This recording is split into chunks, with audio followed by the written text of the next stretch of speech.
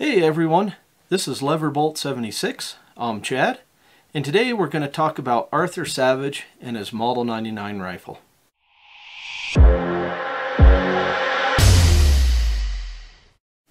So, in order to help us understand how advanced this rifle was for its day, we have to go through a very brief history of lever-action rifles to help understand the atmosphere at the time and why the Savage Model 99 was such a great achievement in design.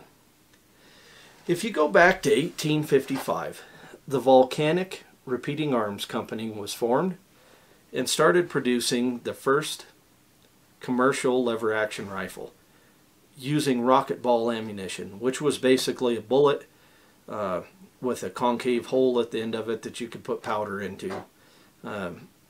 This rifle wasn't very successful, and around 1860 the Volcanic Repeating Arms Company reorganized and became the New Haven Arms Company and began using the newly developed metallic rimfire cartridge in what they now called the Henry rifle.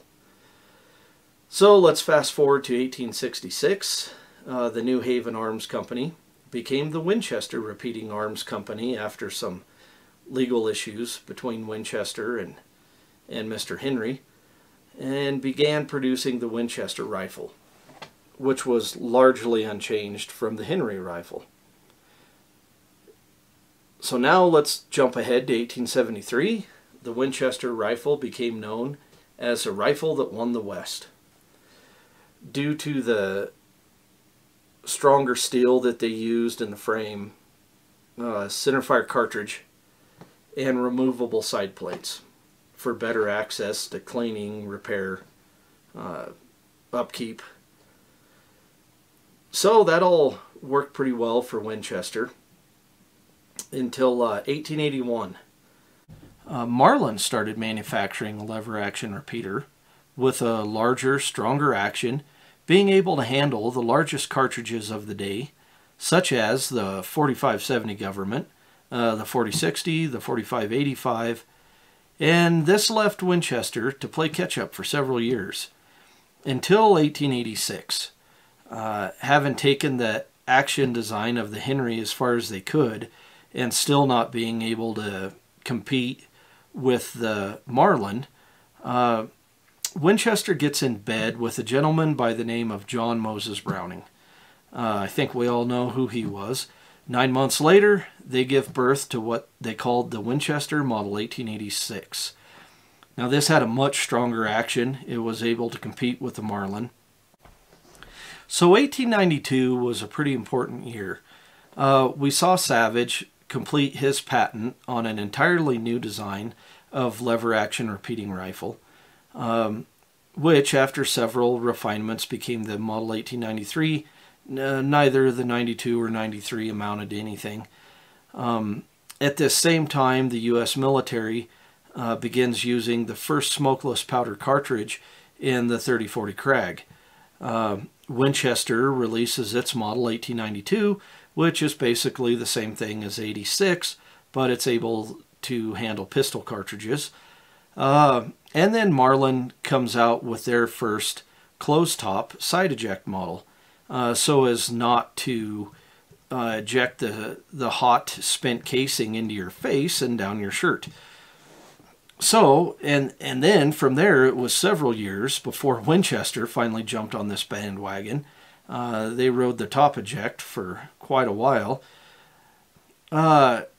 Remington was still making its rolling block single shot rifle, and then there were a lot of Spencers and Sharps floating around. So in 1895, after refinements to the 1893, Savage Arms completes design on its first production rifle, chambered for the 303 Savage cartridge.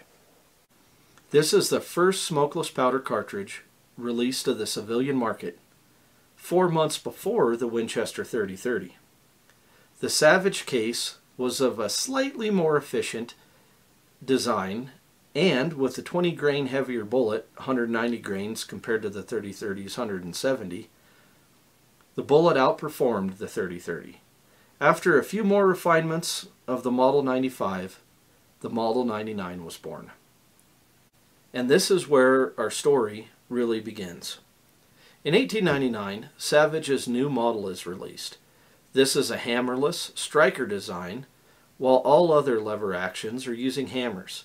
The Savage uses a large, heavy, square, controlled round feed bolt that trips up to be locked in behind a solid piece of steel, while other designs slide rearward past the hammer to cock it, and while in battery use a small strap or two to lock the bolt in place. If this system fails, the bolt has nothing to keep it from moving rearward at a very quick speed and camping out in the shooter's eye socket. The 99 also has a 5-round rotary magazine and cartridge counter, which is kind of a nifty little deal. While other manufacturers are using the tube feed design, the Savage could get away with using pointed bullets, the new Spitzer style bullets, and the others had to use a flat-nosed bullet so as to not cause firing within the tubular magazine. Now, this is aside from the Browning design Model 1895, which used a non-detachable box magazine. Yes, it could shoot Spitzer bullets, and it actually worked very well. It was a good design. As a matter of fact, it was one of Teddy Roosevelt's favorite rifles. And it's also well known that Mr. Roosevelt had very poor eyesight. And which brings me to my next point about the Model 1895 Winchester. One of the most poor looking lever action rifles I've ever seen. Not attractive to the eye, and as Teddy Roosevelt once said, it would indeed bankrupt the English language.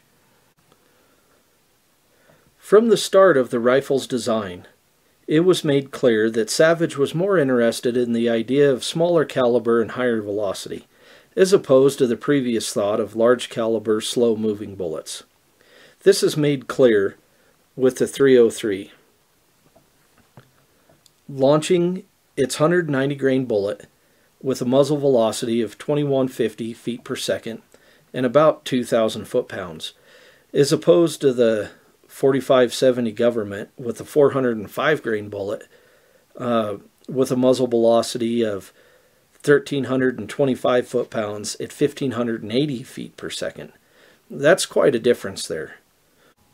So in 1912, inventor/wildcatter Charles Newton creates the 22 high power for the Savage Arms Company, sending that little bullet out at 2,800 feet per second.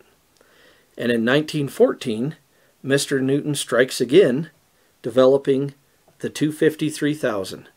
And this was created by necking down and shortening the 30-06 case.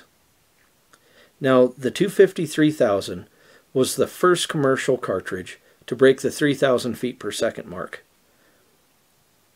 which was quite an achievement considering most of the fastest calibers of the day were just over 2,500 feet per second. Also, the 250-3000 was used as a parent case for the 22-250. And then, in 1920, Savage develops the 300 Savage, which was not only an extremely popular deer hunting round, but it was also the parent case for the 308 Winchester. In order to understand how advanced the Model 99 Savage was, I think we have to jump ahead to the 1950s. Roughly 60 years after the conception of this rifle, several important events take place that help it come into its own and realize its full potential. First, due to the Weaver Scope Company making an accurate, affordable, reliable scope for really the first time, rifle scopes are becoming more common and now almost everyone is mounting them on their rifle. The Model 99 makes this very easy to do, as it already has side eject from day one of its manufacture. All you had to do is drill 4 holes, tap 4 holes, put some Weaver mounts on there, and you have a scoped rifle. It's almost like the rifle was designed for it and just waiting for the market to catch up. Also, we see the birth of the .308 Winchester, the most popular cartridge in history today. Again, almost no updates were needed to chamber the new .30 caliber cartridge and all of its popular offspring. It's as though the rifle was waiting for these cartridges to be developed. Also, it's during the mid-1950s that Winchester finally gets caught up to Savage with their Model 88. So, it's 1955 before Winchester makes a rifle that can do everything the Savage did in 1895. By the way, the only lever action as damaging to the eyes as a Winchester Model 95 is a Winchester Model 8. Not an attractive rifle in my opinion. If you've ever seen Goonies, the Model 88 is the sloth of lever guns. Anyway, as the decades move on past the 50s, Marlin comes out with their Model 62. The newly formed Browning Company begins manufacture on its BLR. Henry Rifles get a fresh start with a newly formed company. The thing is, if you compare all of these quote-unquote modern lever-action rifles, the question has to be asked, can they do everything the Savage 99 can? The answer is no. Some of them can do some of the things, but none of them can do all of the things, especially while looking so good doing it.